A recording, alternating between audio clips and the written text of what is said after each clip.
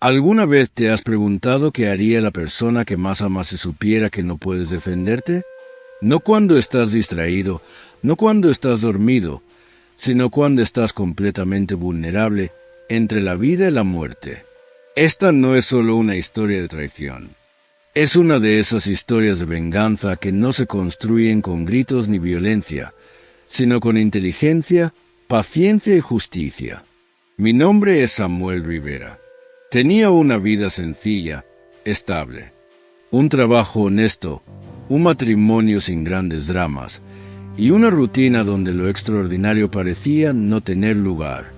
Hasta que lo extraordinario sucedió. Un derrame cerebral en medio de un turno de inspección. Solo, lejos de casa, con medio cuerpo paralizado y el miedo hundido en el pecho. Mientras los médicos luchaban por salvarme, mi esposa Lorena hacía exactamente lo contrario. Vació nuestras cuentas bancarias, bloqueó mis accesos digitales y comenzó a mover piezas en silencio, como si ya me hubiera enterrado. Pero lo que ella no sabía, lo que nadie imaginaba, es que yo llevaba meses preparándome. Porque a veces el instinto te avisa, incluso antes de que la mente quiera aceptarlo. Y lo que vino después cambió mi vida para siempre. Desde pequeño, siempre entendí el valor del esfuerzo. Nací en un pueblo polvoriento del sur, donde no se heredaban fortunas, sino hábitos. Así que cuando me gradué de técnico en seguridad industrial, tomé el primer trabajo que encontré: revisar sistemas eléctricos en instalaciones rurales, subirme a torres, meterme en fábricas olvidadas por el tiempo. No era un trabajo glamuroso, pero pagaba bien. Con los años, me convertí en inspector de campo, viajando de estado en estado, inspeccionando infraestructuras y minimizando riesgos. La empresa me ofrecía estabilidad y un salario decente, y yo me sentía útil. A los 36 conocí a Lorena en una revisión de seguridad en una cooperativa agrícola. Ella trabajaba en contabilidad. Tenía una sonrisa calmada, una forma de hablar que te hacía sentir escuchado. Nos casamos en menos de un año. Yo tenía 37, ella 32. Ambos decíamos que habíamos esperado lo suficiente. No tuvimos hijos. No fue decisión, simplemente no ocurrió. Pero construimos una vida tranquila. Una casa a las afueras de Querétaro, 2 autos, un perro viejo llamado Bruno y una rutina basada en llamadas nocturnas y fines de semana compartidos. Yo estaba fuera durante semanas, pero siempre regresaba con algo: flores, un libro, su chocolate favorito. Ella solía recibirme con abrazos largos, como si los días sin mí se le hicieran eternos. Con el tiempo, esos abrazos se acortaron. Las llamadas también. Estoy ocupada, te marco después. Pero yo atribuía eso al desgaste natural. Después de todo, ¿qué pareja no se vuelve más silenciosa con los años? 3 meses antes del derrame, refinancié la casa. Lorena me dijo que no podía acompañarme a firmar, así que lo hice solo. Por consejo de mi sobrina Camila, estudiante de Derecho, incluí una cláusula de protección en caso de incapacidad. Es solo por precaución, me dijo ella. Nunca se sabe. También contraté un seguro de invalidez permanente, no porque creyera que algo iba a pasar, sino porque prefería estar preparado. Nunca imaginé cuán pronto necesitaría todo eso, y aún menos de quién tendría que protegerme. Fue un lunes por la mañana, en una planta termoeléctrica a las afueras de San Luis Potosí. Hacía calor y yo llevaba puesto el equipo completo: casco, guantes, gafas, chaleco reflectante. Estaba revisando una línea de presión cuando todo se volvió borroso. No fue un dolor fulminante, sino un mareo espeso, como si me estuviera hundiendo en agua tibia. Sentí que la mitad de mi cara se caía, y el brazo derecho se volvió inútil. Logré presionar el botón de emergencia con la mano izquierda antes de desplomarme. No recuerdo nada más. Desperté 2 días después en el Hospital General. Tenía cables por todo el cuerpo, una sonda, la voz apenas salía y los músculos del lado derecho no respondían. El médico me explicó con calma que había sufrido un accidente cerebrovascular isquémico. Había perdido temporalmente el habla y la movilidad, pero estaba vivo gracias a la atención rápida. Me dijo que necesitaría meses de terapia y que no debía preocuparme por el trabajo ni por el estrés. Que lo único importante ahora era descansar y dejarme cuidar. ¿Cuidar? Pensé en Lorena. Pidieron mi teléfono del casillero de objetos personales. Lo encendí con dificultad. Decenas de notificaciones, ninguna de ella. Solo un mensaje en WhatsApp enviado el día anterior. Una captura de pantalla del estado de cuenta de nuestra cuenta conjunta. Saldo, $0. Debajo, 4 palabras. Me lo merezco todo. Nada más. En ese instante, la sensación no fue rabia. Fue vacío. Como si hubiera despertado no solo en un cuerpo que ya no respondía, sino también en una vida que ya no era mía. No respondí con palabras. Solo envié un emoji de pulgar hacia arriba. Una respuesta seca, muda, sin alma. Pero dentro de mí, algo comenzaba a moverse. Intenté no pensar. Me concentré en el techo, en los sonidos de las máquinas, en el leve zumbido de la vida continuando sin mí. Una enfermera me preguntó si alguien me recogería al alta. Mentí. Sí, mi esposa vendrá. Ella no vino. A la mañana siguiente, firmé el alta con mano temblorosa. Me ayudaron a vestirme, a empacar mis cosas. Afuera me esperaba Alicia, mi hermana, con ojos llorosos y un café en la mano. Me abrazó como si me acabaran de devolver de la muerte. No preguntó por Lorena. No hizo falta. Ese trayecto en coche hasta su casa fue silencioso. Yo iba pensando en cada centavo de los más de 400,000 pesos que había ahorrado en años de trabajo. Pensando en la última vez que Lorena me miró a los ojos. Pensando en cómo el cuerpo puede fallar en segundos. Pero a veces, quien duerme a tu lado te abandona mucho antes. Sin ruidos, sin avisos, sin honor. La casa de Alicia quedaba en una zona tranquila, rodeada de árboles viejos y silencio. Me instaló en la habitación de invitados, junto a una ventana que daba al jardín. Me preparó sopa, me acomodó las almohadas, pero lo más valioso fue que no hizo preguntas. Entendía, sin palabras, que yo necesitaba respirar antes de hablar. Durante esos primeros días, mi cuerpo estaba presente, pero mi mente era un enjambre. Me costaba articular frases, y aunque la fisioterapia había comenzado, la lentitud física me desesperaba. Sin embargo, algo dentro de mí seguía funcionando con precisión, la memoria. Y ahí, en medio del reposo forzado, los recuerdos empezaron a organizarse. Me vinieron a la mente todos esos pequeños detalles que antes ignoré. Cuando Lorena me pidió que firmara un poder para facilitar trámites bancarios, cuando empezó a responder con evasivas cada vez que hablábamos de nuestras finanzas, cuando cambió el PIN de la cuenta diciendo que era por seguridad.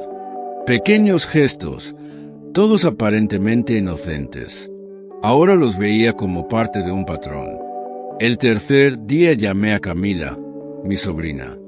Le conté lo básico, aún con dificultad al hablar. Ella escuchó en silencio, luego me dijo, «Tío, ¿te acuerdas del poder que firmamos el año pasado, el que incluía disposiciones médicas y administrativas en caso de incapacidad?» Asentí, pues sigue vigente. Legalmente, tú delegaste esos asuntos en mí, no en Lorena. Esa frase fue un punto de inflexión. Camila vino esa misma tarde con su laptop y un maletín lleno de papeles. Verla así, tan segura con sus 24 años, me dio una sensación extraña, mezcla de orgullo y esperanza.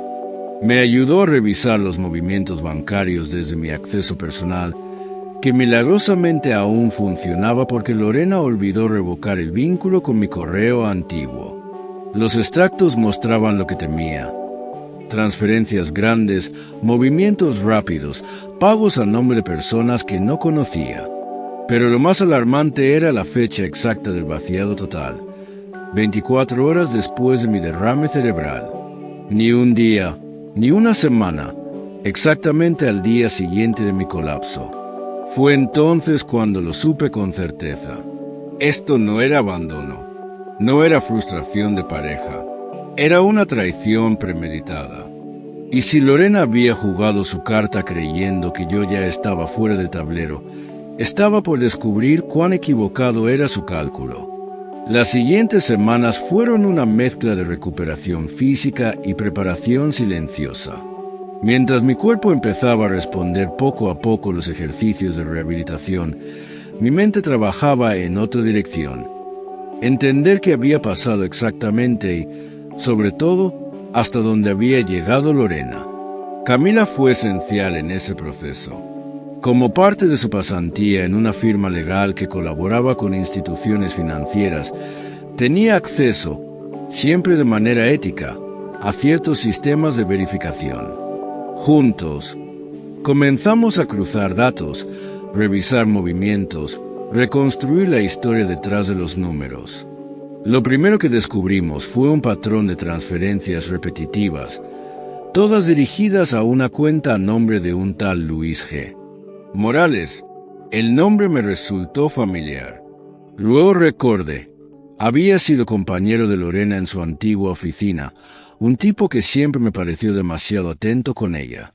Según los registros, en los últimos 6 meses, Lorena había transferido más de 150,000 pesos a esa cuenta, en cantidades fraccionadas, como intentando no levantar sospechas. Pero eso no era lo más grave. Al revisar con más detalle las fechas de movimiento, notamos algo escalofriante. Las transferencias se intensificaban justo en los periodos en que yo estaba fuera del estado haciendo auditorías. No eran movimientos aleatorios, eran acciones perfectamente coordinadas, planificadas para cuando yo no estuviera. Y todo apuntaba a que Luis no solo era cómplice financiero, sino probablemente sentimental. También hallamos pagos de seguros que yo no recordaba haber autorizado. Uno en particular, un seguro de vida complementario, había sido actualizado semanas antes de mi derrame, con Lorena como única beneficiaria. Lo más inquietante fue el cambio de contacto médico principal. En los papeles del hospital figuraba su número, sí, pero con una cláusula de consentimiento firmada digitalmente en mi nombre el mismo día que estaba internado e inconsciente. No podía demostrar aún si esa firma era falsificada, pero ya no quedaban dudas. Lorena estaba preparando un escenario donde yo no volviera. No solo había vaciado nuestras cuentas, había intentado asegurarse de que, si no moría, al menos quedara lo suficientemente dañado como para no tener voz ni poder. La traición se sentía más profunda con cada documento, cada extracto, cada rastro que dejaba su plan. Pero también me daba fuerza. No rabia ciega, sino algo más poderoso: determinación. Me negaba a ser una víctima más de una historia de abuso silencioso. Y sabía que, para enfrentarla, no bastaba con descubrir. Había que documentar todo, reunir pruebas, ser meticuloso, porque cuando el enemigo juega en las sombras, la mejor venganza es iluminarlo con la verdad. Y eso, justo eso, era lo que me proponía hacer. Pero lo que ni Lorena, ni Luis, ni nadie sospechaba, era que yo también había estado jugando mi propia partida. La verdad es que mi confianza en Lorena no se había quebrado de un día para otro. Hacía más de un año que algo en su mirada, en sus silencios prolongados, en su forma de esquivar preguntas simples, me decía que algo no estaba bien. No fue una revelación repentina, sino una suma de pequeñas alarmas que, Con el tiempo, me obligaron a dejar de justificar lo injustificable. Fue entonces cuando decidí tomar precauciones. Nada agresivo, nada escandaloso. Solo movimientos inteligentes y discretos. Empecé por lo más básico. Abrí 2 cuentas bancarias personales en instituciones distintas a la que usábamos como pareja. Ahí fui desviando parte de mis honorarios como consultor independiente, en especial bonos por auditorías externas que Lorena nunca supo que recibía. No era que escondiera dinero por rencor, era por seguridad. Luego, activé un servicio de grabación en la nube vinculado a una pequeña cámara en forma de despertador que coloqué en la sala de estar de casa, justo donde ella solía hablar por teléfono cuando pensaba que yo dormía. Lo más importante, sin embargo, fue una conversación con Camila meses atrás. Le pedí que redactara un poder notarial extendido, donde la autorizaba a actuar en mi nombre en caso de accidente, incapacidad o desaparición. Y lo hicimos en silencio. Le dije que era una medida preventiva por mi trabajo de alto riesgo. Ella aceptó sin preguntar demasiado, aunque con mirada alerta. Hoy sé que lo entendió todo desde el principio. Guardé copias físicas de documentos clave en un pequeño locker de autoservicio a las afueras de la ciudad, cuyo acceso solo tenía yo. También conservé conversaciones en donde Lorena me pedía información sensible y donde yo, deliberadamente, evitaba darla por escrito. Y así, con la paciencia de un ajedrecista silencioso, preparé el terreno, porque en el fondo yo ya intuía que el verdadero peligro no era la soledad de la carretera, sino la traición que me esperaba al regresar a casa. Lo que me ocurrió en el hospital fue devastador, sí, pero también fue el momento en que mi preparación comenzó a tomar sentido. Si Lorena pensó que me había dejado fuera de juego, pronto descubriría que no estaba ni cerca del jaque mate.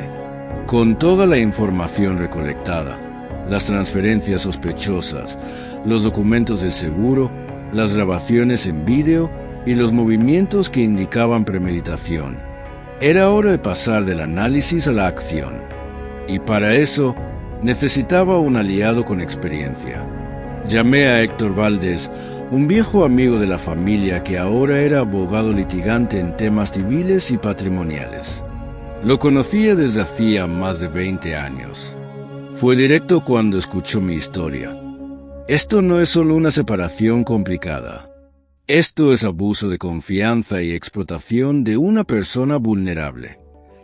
Héctor presentó una denuncia formal ante el Ministerio Público, acompañada de una solicitud para congelar preventivamente los bienes compartidos, incluyendo cuentas bancarias, el vehículo familiar e incluso la casa. La base era clara. Yo había estado médicamente incapacitado cuando Lorena hizo los movimientos, lo cual abría la posibilidad de una figura jurídica delicada. Aprovechamiento en situación de vulnerabilidad. Mientras tanto, la tensión comenzó a escalar fuera del plano legal. Una semana después de la denuncia, Lorena apareció en casa de Alicia. Nadie la esperaba. Tocó la puerta, vestida como si viniera del trabajo, con la cara bañada en una mezcla de maquillaje y lágrimas reales o ensayadas. Alicia la recibió en el porche. Yo, desde la ventana, observaba en silencio. Lorena pedía hablar 5 minutos, solo 5. Su tono era nervioso, a ratos desafiante, a ratos suplicante. Alicia, firme pero cortés, le dijo que cualquier comunicación debía ser por canales legales. Lorena soltó un "no puedo creer esto" antes de marcharse, sin obtener lo que quería. Horas después, su tono cambió. Llegaron mensajes. Primero uno frío: ¿cómo pudiste hacerme esto? Luego, otro más emocional: esto se nos fue de las manos. Aún podemos arreglarlo. Y finalmente, uno que no pude ignorar: si me haces esto, vas a arruinar nuestras vidas. No respondí a ninguno. Héctor me aconsejó guardar silencio absoluto. Mientras tanto, entregamos al juzgado una copia del vídeo donde Lorena discutía en la sala, por teléfono, con lo que parecía ser su amante. En ese diálogo, captado con nitidez por el micrófono, se refería a liberarse de todo y hacer que parezca un accidente financiero. Las palabras eran vagas, pero el contexto era elocuente. El juez aceptó revisar el material como parte de una solicitud de medida cautelar. Eso cambió el tono del caso. Ya no se trataba solo de una disputa patrimonial, sino de un indicio de fraude deliberado. La defensa de Lorena, hasta entonces confiada, comenzó a reaccionar con evasivas y solicitudes de aplazamiento. Pero nosotros ya habíamos tomado la delantera. El juego psicológico se intensificó. Lorena empezó a publicar en redes frases ambiguas sobre la traición, el dolor y la soledad que te destruye. Un intento evidente de victimización pública. Pero yo no necesitaba likes. Tenía algo más poderoso: pruebas, aliados y verdad. Ella había querido borrarme del mapa legal. Y ahora era yo quien comenzaba a escribir el mapa completo de su caída. Hasta ese punto, pensábamos que lo peor ya estaba sobre la mesa. Pero como suele ocurrir en las historias de venganza, el verdadero golpe no llega cuando se espera, sino cuando la víctima se convierte en estratega. Fue Camila quien encontró la grieta más profunda del caso. Una tarde, mientras cruzaba datos para respaldar la denuncia, se detuvo en un nombre que aparecía repetido en varios formularios del hospital. Dr. Eduardo Saldaña, médico de urgencias, firmante del primer informe de mi ingreso. Tío, este médico fue quien certificó que estaba semilúcido al llegar, me dijo, con el ceño fruncido. Lo raro es que lo hace constar con una firma digital, cuando ya estabas en coma inducido. Eso encendió las alarmas. Camila, que ya había visto casos de manipulación de historiales clínicos en su práctica legal, decidió investigar más. Lo que encontró fue devastador. El doctor Saldaña no solo era amigo personal de Luis G. Morales, el supuesto amante de Lorena, sino que ambos habían trabajado juntos años atrás en una clínica privada. Además, en redes sociales había fotografías antiguas de los tres: Saldaña, Morales y Lorena, en cenas y eventos informales. No eran conocidos lejanos, eran parte del mismo círculo. La conclusión fue inevitable.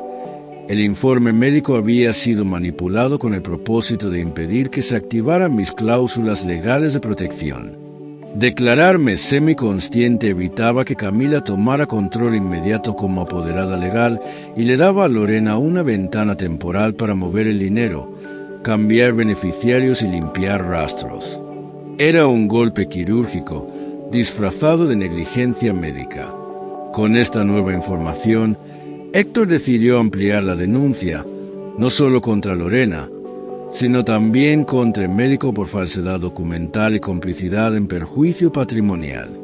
Solicitamos una auditoría al hospital y la revisión de las cámaras de ingreso de emergencias, que mostraban claramente mi estado crítico al momento de llegada. El segundo giro ya no era emocional, sino legal y estructural. Esto ya no era solo un caso de traición conyugal. Era una red de complicidad que cruzaba lo personal, lo financiero y lo médico. Y si Lorena había confiado en que todo quedaría entre sombras, estaba a punto de descubrir que la luz de la verdad no deja rincón sin revelar. Con el nuevo giro en manos, la Fiscalía aceleró el proceso. En menos de 3 semanas, se fijó la audiencia preliminar para revisar las pruebas, definir medidas cautelares y establecer la línea de investigación. El día llegó gris, silencioso. Alicia me ayudó a vestirme con calma. Pantalón formal, camisa clara, zapatos que no usaba desde hacía más de un año. Héctor me esperaba en la puerta del juzgado con su maletín de cuero y ese gesto firme que siempre me había tranquilizado. Entramos a la sala. Lorena ya estaba ahí, acompañada de su abogado, con expresión tensa, aunque intentaba mantener la compostura. Noté que ya no llevaba su anillo. Me pareció simbólico. Su abogado intentó reducir el caso a una crisis matrimonial mal manejada, argumentando que las transferencias eran anticipos acordados y que no había intención dolosa. Pero entonces Héctor desplegó las pruebas. Uno a uno, presentó, o la cronología médica contrastada con los movimientos bancarios, o el vídeo en el que Lorena hablaba con Luis sobre liberarse de todo, o los informes cruzados que vinculaban al doctor Saldaña con la pareja, o las irregularidades en el historial clínico y las firmas electrónicas insertadas.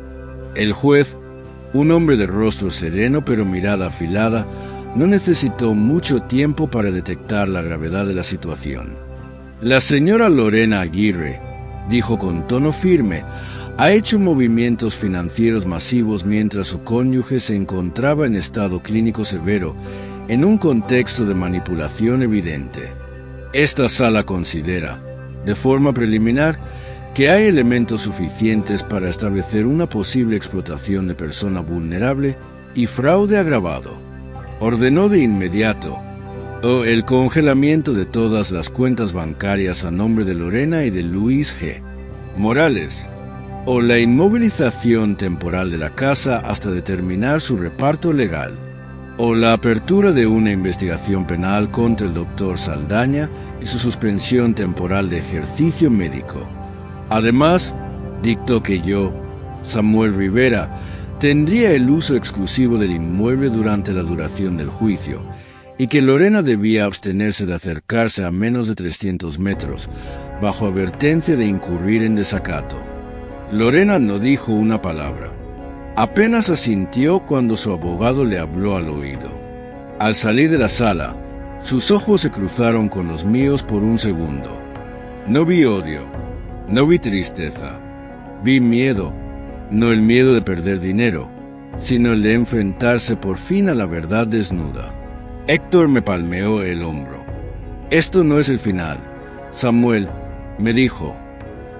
Pero hoy dimos el primer paso real hacia la justicia. Y en ese instante, sentí por primera vez en meses que, aunque aún me faltaba camino por recorrer, yo estaba de regreso. Ya no solo como víctima, sino como hombre que reclamaba lo que nunca debió serle arrebatado. 3 meses después de aquella audiencia, regresé a la casa que, por ley y por derecho, ya era solo mía. La encontré en silencio, con olor a encierro y huellas de ausencia por todas partes. Una taza sin lavar, una foto boca abajo, un cajón vacío. Me tomé un día entero para limpiar, abrir las ventanas y volver a poner las cosas en su sitio, aunque, en el fondo, sabía que ese lugar nunca volvería a sentirse igual. Vendí la propiedad pocas semanas después. Demasiada memoria acumulada entre sus paredes. Me mudé a un departamento modesto, cerca de la clínica de rehabilitación y a tan solo 10 minutos de la casa de Alicia y Camila. Mi salud mejoraba, lento pero constante. Ya caminaba sin ayuda y mi habla era casi normal. Con el dinero recuperado, pagué mis deudas, ajusté mis inversiones y decidí apoyar a Camila en sus estudios. Entró a la maestría en Derecho Penal con una beca parcial y yo cubrí el resto. Era lo mínimo que podía hacer. Hoy ya no soy inspector de campo. Ahora trabajo como asesor interno en prevención de riesgos laborales. Duermo en casa cada noche. Y cuando despierto, lo primero que siento no es miedo, es paz, porque a veces, perderlo todo es la única forma de empezar de nuevo. Historias como la de Samuel nos obligan a mirar más allá del dramatismo superficial. Este no es solo un caso de infidelidad o de ambición desmedida. Es un claro ejemplo de cómo la vulnerabilidad física puede convertirse en una puerta de entrada para la manipulación emocional, legal y financiera. En muchos países, el aprovechamiento de personas convalecientes o incapacitadas aún se trata con tibieza jurídica, cuando en realidad debería considerarse una forma grave de abuso. Este relato no busca victimizar, sino advertir. Las verdaderas historias de venganza no comienzan con odio, sino con dignidad. Samuel no destruyó a nadie, no se rebajó al nivel de quienes lo traicionaron.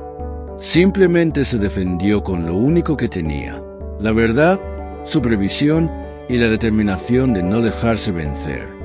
Si algo nos enseña esta historia, es que la justicia no siempre llega con estruendo, pero llega.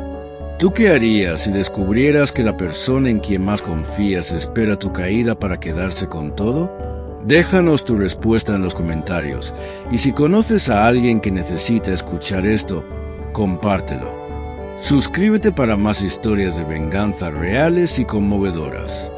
Aquí contamos la verdad, una historia a la vez.